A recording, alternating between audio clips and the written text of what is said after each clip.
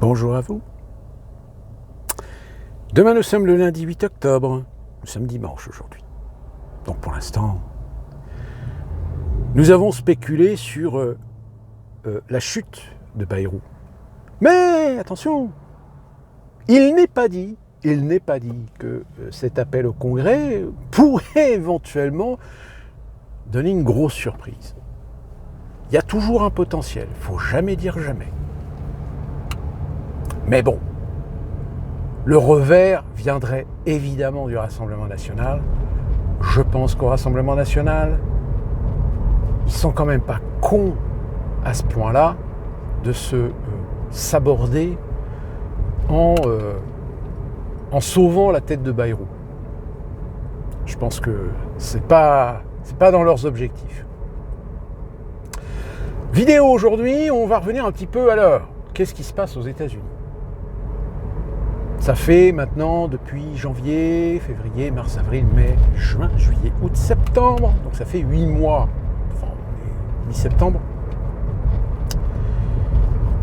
Alors, sur certains aspects, il faut attendre l'année prochaine pour voir véritablement le bilan. Mais, pas déception. Beaucoup d'Américains essaient de se convaincre que c'est la faute de l'État profond, qu'encore une fois de plus, on lui met des bâtons dans les roues, ce qui n'est pas faux dans certains domaines. Mais malheureusement, il y a des investissements. Est-ce que c'était vraiment nécessaire ? Parce que la question, elle est là. Je veux dire, supprimer, fermer des agences, changer le nom. Parce que là, ce week-end, on a vu... Ils ont changé le nom du département de la défense en département de la guerre, ou je ne sais plus quel nom d'ailleurs ils ont. Enfin, c'est le Pentagone, quoi. Ils ont changé le nom du Pentagone. Enfin, il s'appelle toujours Pentagone, mais le nom de l'administration a été changé. Donc, si vous voulez, que Donald Trump décide aujourd'hui d'essayer de faire sa revanche sur l'État profond, pourquoi pas ? Là, actuellement, vous en avez peut-être entendu parler, il avait demandé à ce que, alors, je ne sais plus si c'est la garde nationale, je ne sais même pas d'ailleurs si le district de Columbia a une garde nationale. Enfin bon, bref, la police du district de Columbia, c'est où se trouve Washington, hein, c'est un tout petit territoire qui est coincé entre la Virginie et Maryland. Mince, je sais plus.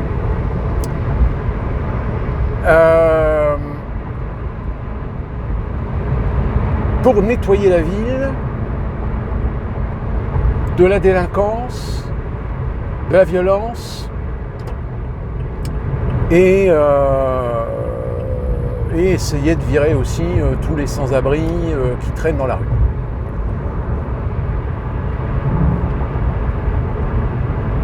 Ô combien ça a été un petit peu le scandale. Donald Trump, le président, il n'a pas le droit de se soustraire, machin, blablabla. Et là, il est en train de faire la même chose à Chicago. C'est-à-dire qu'il demande, il a fait un ordre exécutif que la garde nationale, enfin, il a saisi la garde nationale pour intervenir à Chicago pour nettoyer le centre-ville de tous les parasites. Alors, remettons du contexte. Il est vrai que malheureusement, toutes les grandes villes qui sont entre les mains des démocrates, les démocrates ont joué la carte du social, mais un social entre guillemets. C'est-à-dire qu'ils ont ouvert la porte, ils ont ouvert le robinet en fait,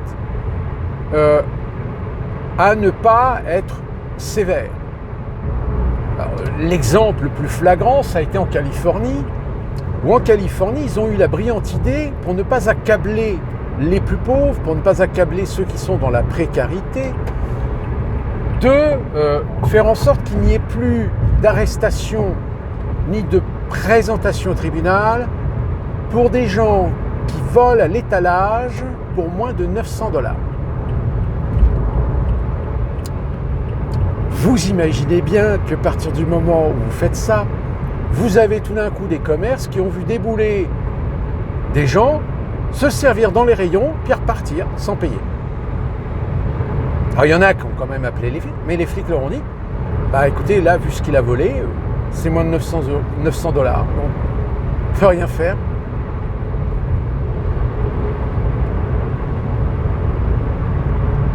Alors la problématique, c'est qu'il y a au bout d'un moment les franchisés qui ont commencé à se retirer de certains quartiers, de certains endroits, parce que c'est plus possible.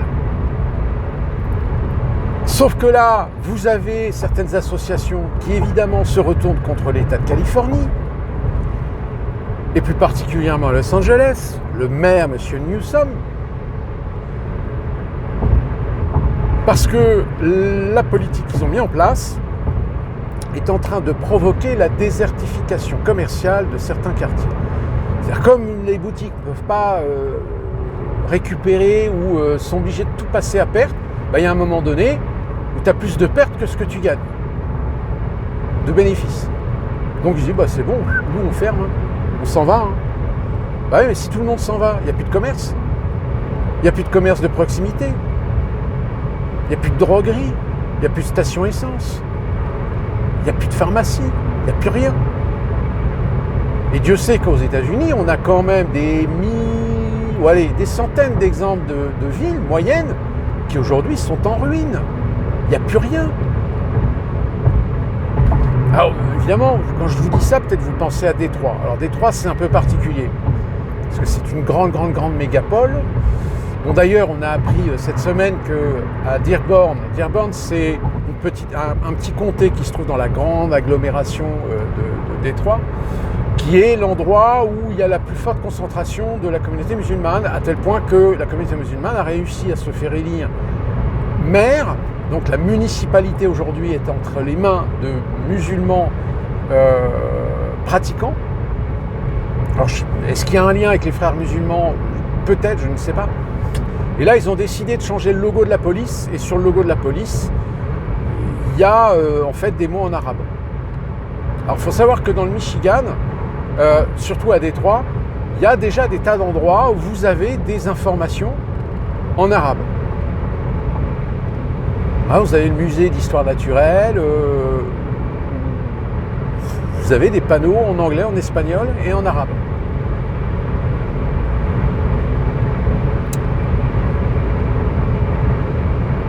Et Détroit est un peu particulier parce que c'est pour d'autres raisons que la ville a finalement fait faillite en 2013 ou 2016, je ne sais plus exactement. Non, il y a d'autres endroits où, alors par exemple en Virginie, surtout la Virginie occidentale, vous avez des tas de petites villes où il n'y a plus rien.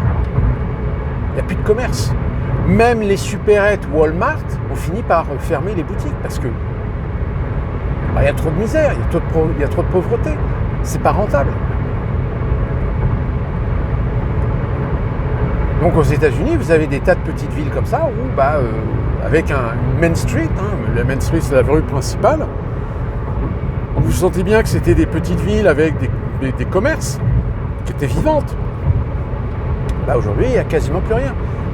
Ou alors il y a des restaurants ou des bars où il y a 2-3 commerces artisanaux, pluriel, mais c'est vide. En fait, c'est dans la périphérie, quand ils ont construit pas les multiplex, mais les grands centres commerciaux, les malls.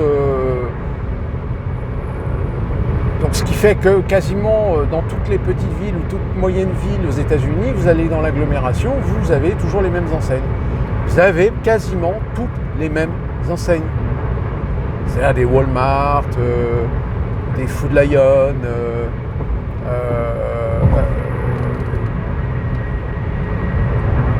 tout ce qui est McDo, KFC, Wendy's, Burger King, Dunkin' Donuts, Starbucks, évidemment. Et le problème, c'est qu'évidemment, l'arrivée de Donald Trump, il y a beaucoup de gens qui espéraient que ça fasse bouger un petit peu les choses. Sauf que, non en fait. Parce que la petite guéguerre, elle est entre les démocrates et Donald Trump. Les incendies qu'il y a eu à Los Angeles, il faut savoir qu'aujourd'hui, on n'en parle plus. Mais plutôt intérêt de ne pas en parler, parce qu'il y a déjà une spéculation immobilière, c'est-à-dire qu'ils essayent de racheter des terrains aux propriétaires qui n'ont absolument pas les moyens ou qui malheureusement ne vont pas avoir de compensation financière suffisante pour pouvoir reconstruire leur maison. Donc ils n'ont plus de choix. Et sauf que le problème, c'est qu'ils vont y perdre, puisque on va leur acheter au prix du terrain, on ne va pas l'acheter au prix de la maison. Et là, c'est en train de commencer à faire un petit peu scandale en Californie. Et d'ailleurs, pour ça que Newsom, qui est pourtant la figure de proue qui est envisagée pour être le candidat démocrate pour 2028, ça coince.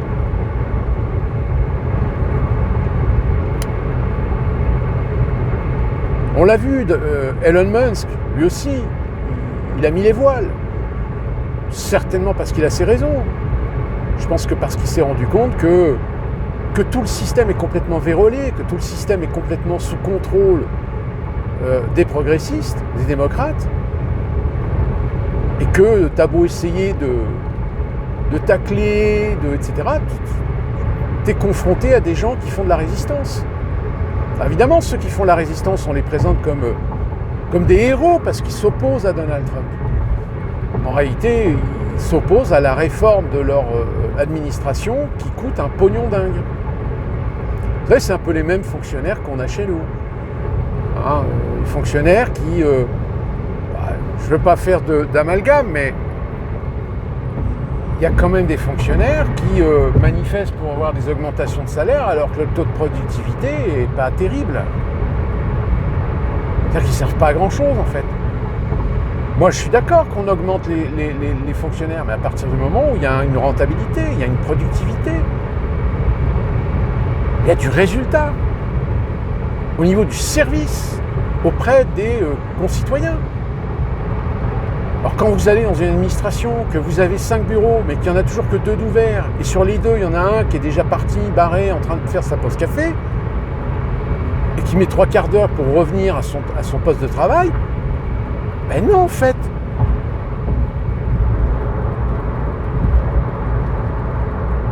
C'est de la bureaucratie. Aux États-Unis, c'est pareil. Vous avez des gens qui travaillent dans la fonction publique, c'est des véritables bureaucrates.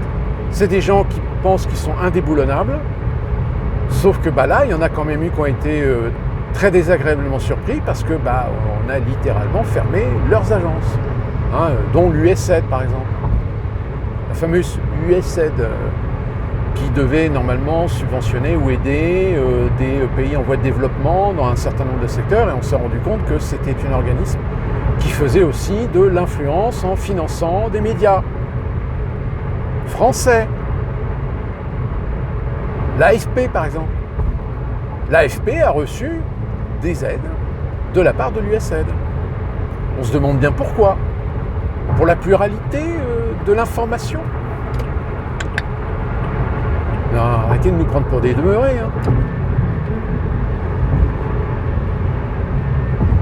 Et puis, oui, bien sûr qu'il y a le comportement de Donald Trump, qui est conscient, je pense, qu'il espérait réussir à résoudre les 2 problèmes géopolitiques majeurs qu'il y a en ce moment, c'est-à-dire Israël, Gaza et l'Ukraine. Sauf que... Mais attention, avec l'Ukraine, faites très attention parce que Donald Trump, c'est loin d'être un con.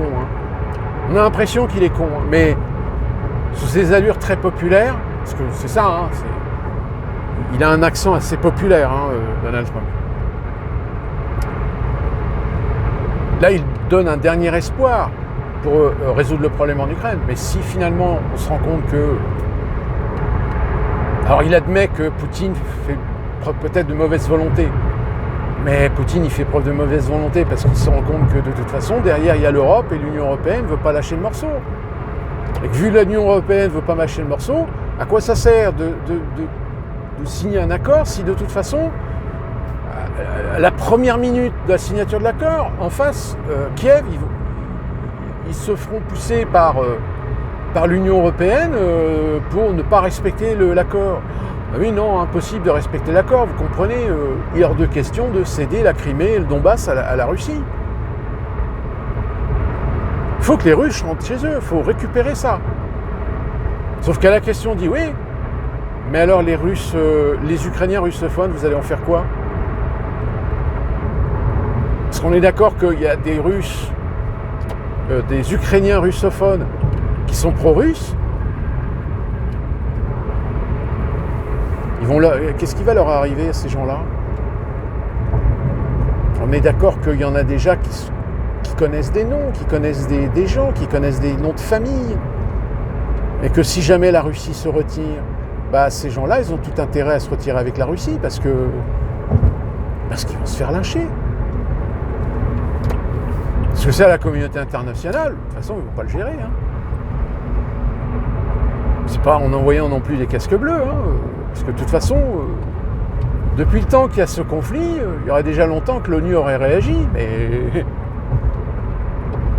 l'ONU est tenue par la peau des couilles par les Américains. Donc les Américains sous régime d'administration Biden, c'était faut flinguer la Russie. Bon, maintenant Trump, il essaie de... Mais bon, il n'y arrive pas. Il n'y arrive pas puisque... Là, la dernière tentative, c'était de faire une réunion entre Poutine et Zelensky à Moscou. Mais je l'avais dit, de toute façon, vous verrez, Bruxelles, ils vont dire à Zelensky, non, hors de question que tu ailles à Moscou. Oui, mais j'ai toujours un problème. Non, hors de question. Sinon, on te coupe les vivres. Sinon, on te dégage. On a de quoi te faire dégager. Donc, tu fais ce qu'on te dit.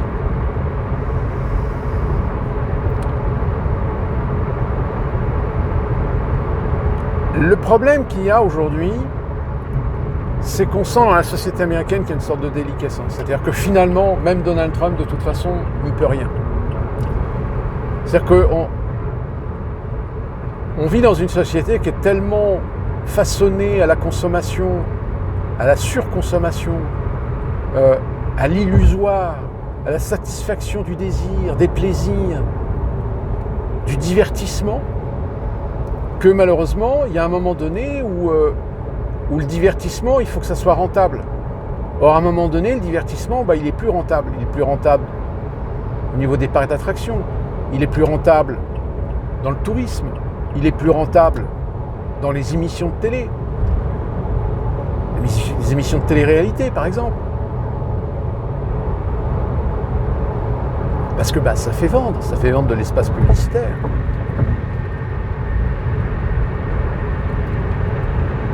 Donc il y a un moment donné, si vous voulez, on observe une déliquescence, on observe une perte de qualité, de prestation. Aujourd'hui, on voit bien que tout est fait pour vendre à tout prix, n'importe quoi. Je vous l'ai dit, toutes les sociétés aujourd'hui, les gros groupes, que ce soit de la menuiserie, de la plomberie, de l'électricité, du gaz, vous pouvez être convaincu que le technicien qui vient pour juste changer un joint, il va forcément vous trouver quelque chose, et là il va dire attendez, je vais appeler mon collègue parce que... Et le collègue il arrive, mais le collègue c'est pas un plombier, c'est un commercial. Et le mec, oh ouais, là, puis peut-être ça, puis ça dans 4 ans, ça va peut-être... Ça. Et puis du coup, au lieu de te retrouver avec une facture de $150, tu vas te retrouver avec un devis de 12 000, 15 000, 20 25 000 $. Alors ça reste un devis, mais si les personnes n'y connaissent rien, les mecs, ils ont le talent de te faire peur. Je dis ouais, tu te rends compte, non mais là, je suis désolé de vous dire ça, mais là, vous ne pouvez pas laisser ça comme ça, c'est pas possible.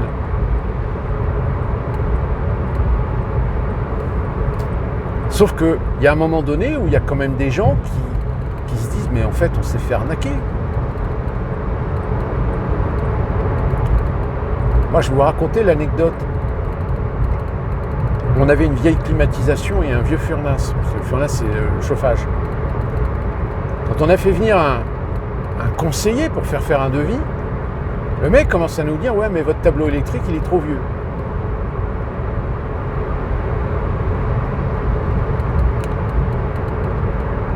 On ne peut pas vous changer ça parce que il faut changer votre tableau électrique. Donc je connais une société, je peux faire venir telle personne, etc. La personne elle vient. Et là le mec me dit oui bah là il y en a pour 17 000 $ pour changer le tableau électrique.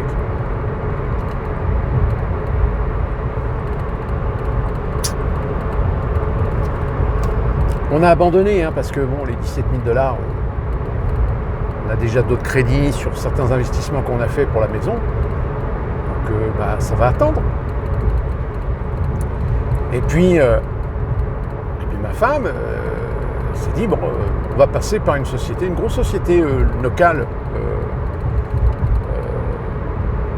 Et le technicien il vient. Et donc on lui explique, voilà, on a fait venir déjà une qui nous a dit qu'il fallait qu'on change le tableau électrique, qu'est-ce que vous en pensez? Et là le mec nous dit, mais non, vous n'avez pas besoin de changer votre tableau électrique. Il faut savoir que depuis quelques années, il y a des nouvelles normes écologiques sur les climatisations. Et donc votre tableau électrique peut très bien supporter, il n'y a pas de souci, on peut vous changer votre clim et votre furnace. Il n'y a rien à changer au niveau du tableau électrique. Et du coup, pour faire changer le furnace et la climatisation, ça revenait presque 2 fois moins cher que le mec qui nous avait fait un devis.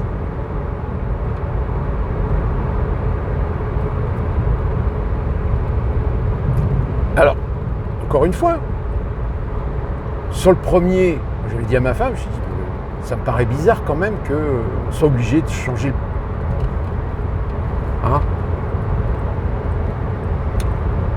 Puis finalement, j'avais eu raison.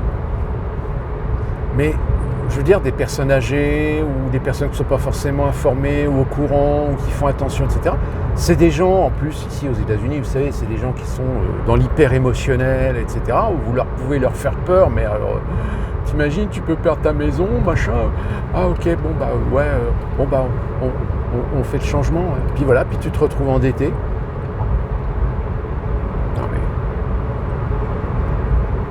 Sauf que aujourd'hui, ces sociétés-là, elles ont besoin de rendement, elles ont besoin de faire développer, de faire évoluer leur chiffre d'affaires.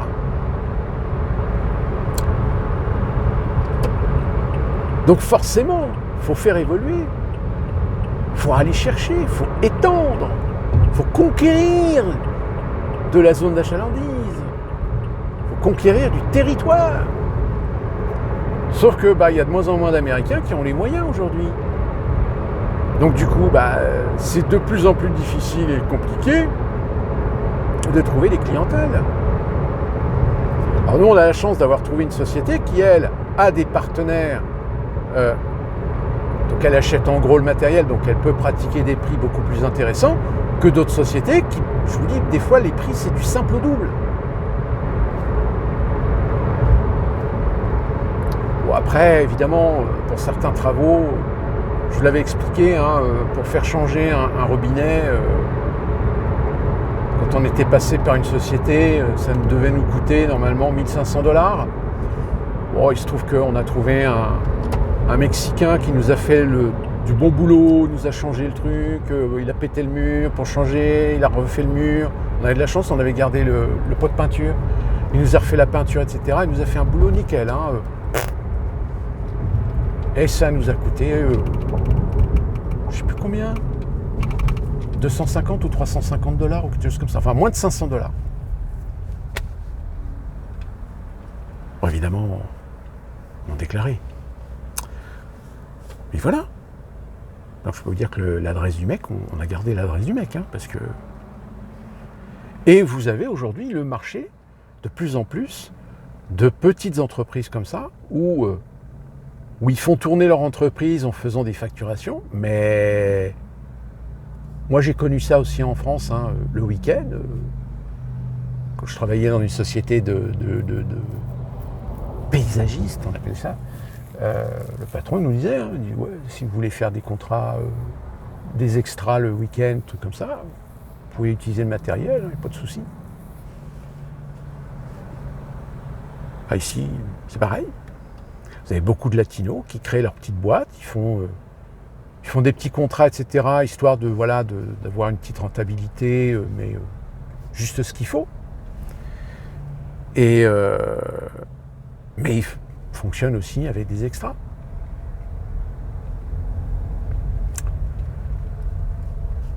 Donc en fait, on n'est pas sorti de l'ornière. Alors, l'inflation, elle s'est stabilisée. C'est vrai que le prix de l'essence aujourd'hui est beaucoup plus stable.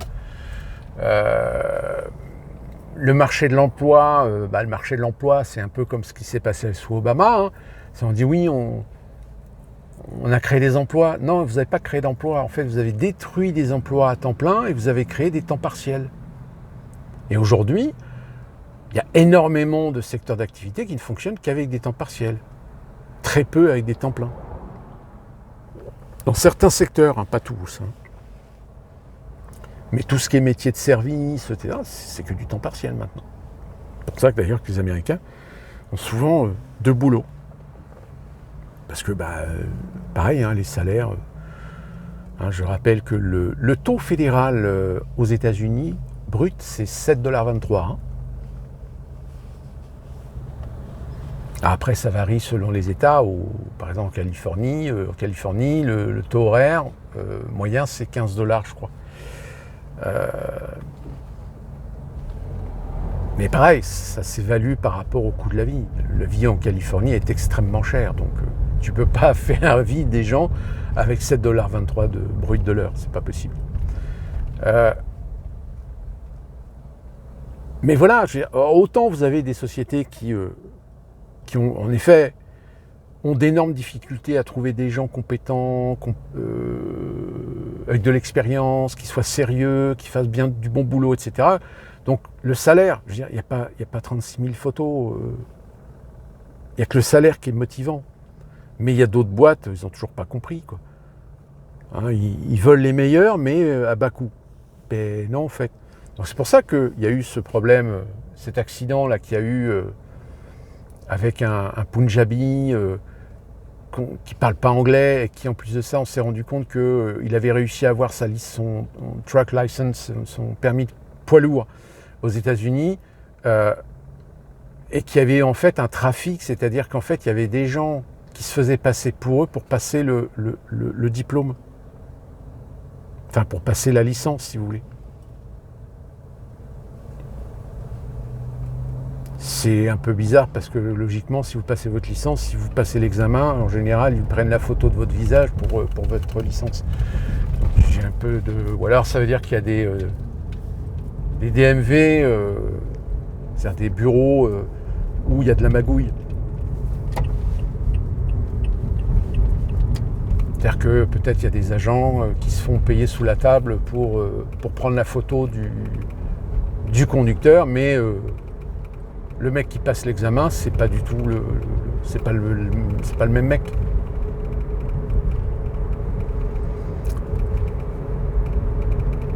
Et oui, parce que si vous êtes un routier, parce que évidemment vous êtes obligé de repasser votre permis aux États-Unis, mais si c'est votre rêve de devenir un routier aux États-Unis, venez, hein, il n'y a pas de problème, il y a du boulot pour tout le monde. Hein. Alors c'est un peu compliqué suivant les États, mais je peux vous dire que des routiers intercontinentaux, c'est-à-dire qui font tous les États-Unis, mais pas seulement, qui font aussi Mexique et Canada. En général, Mexique, c'est des Mexicains, hein, donc ça là-dessus, c'est pas...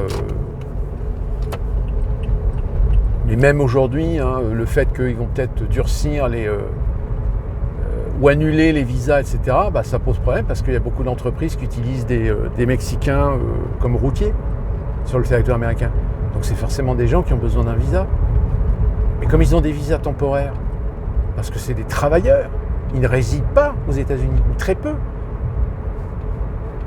Donc là, il y a beaucoup d'entreprises qui paniquent à bord C'est partout, hein, sur tous les camions, vous voyez, hein, we hiring, on embauche pour compenser le fait que peut-être ils risquent de perdre 20, 30, 40% de leur parc de routiers dans les mois à venir.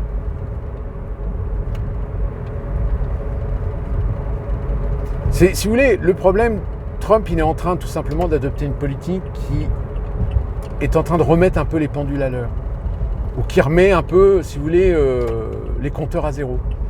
Sauf que je ne suis pas certain que l'économie américaine va être capable d'absorber ce choc.